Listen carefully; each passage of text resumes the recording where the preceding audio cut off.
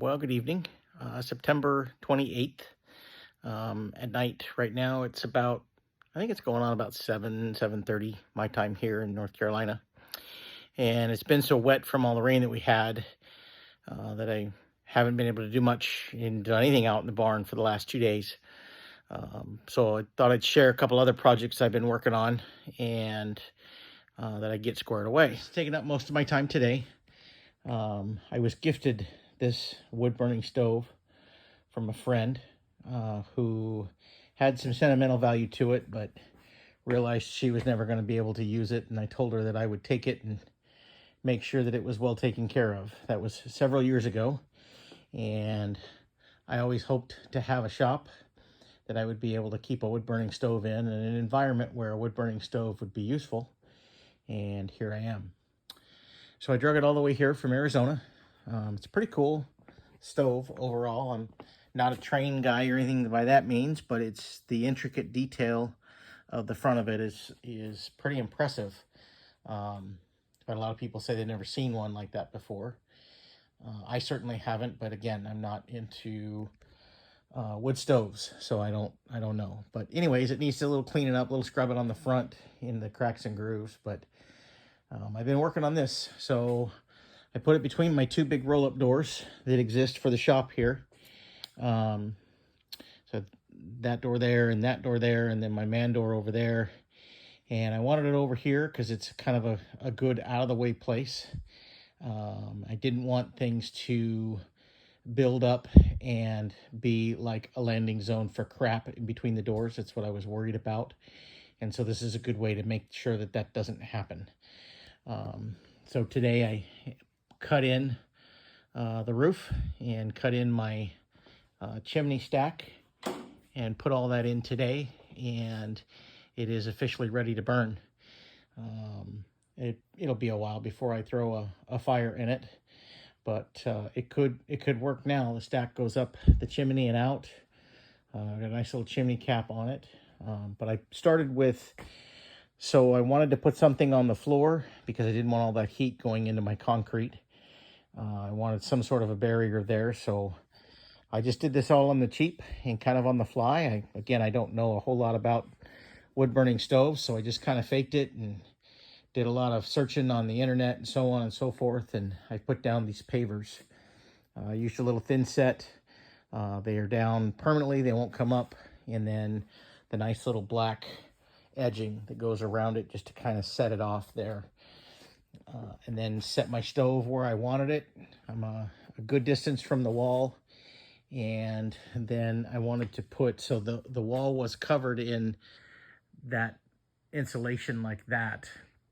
Obviously very, very meltable, very burnable insulation. So I wanted to put something up on the back of that. And then I have a cement board on the back of this because the rafters and the supports within the building are not, there's only one basically that comes down through here.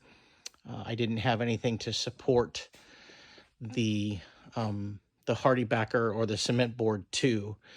So I just happened to have a bunch of steel on hand, and I appropriated a little bit for this project here. I put a stem in the middle and then a piece across the top. I welded it in the middle and screwed it in with brackets to the door frames, and at the bottom there's a frame at the bottom on the cement, and then secured my cement board to the back of it there.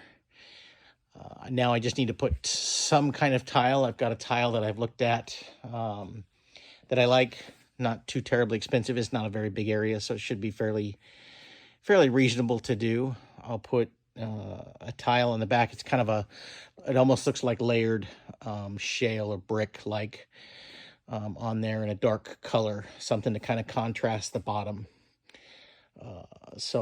But yeah, that's it. And put a little dampener on it because it didn't have that. It was just a bare stove. So this is just a dampener to open and close for ventilation inside, get the right air going.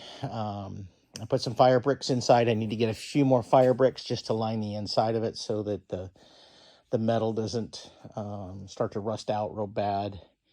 kind of make it last forever. But I'm excited to get a fire going in it when it gets cold, which I'm sure it will here real soon, and see how it does, see how well it heats up the shop. I think it'll be kind of cool to have it going.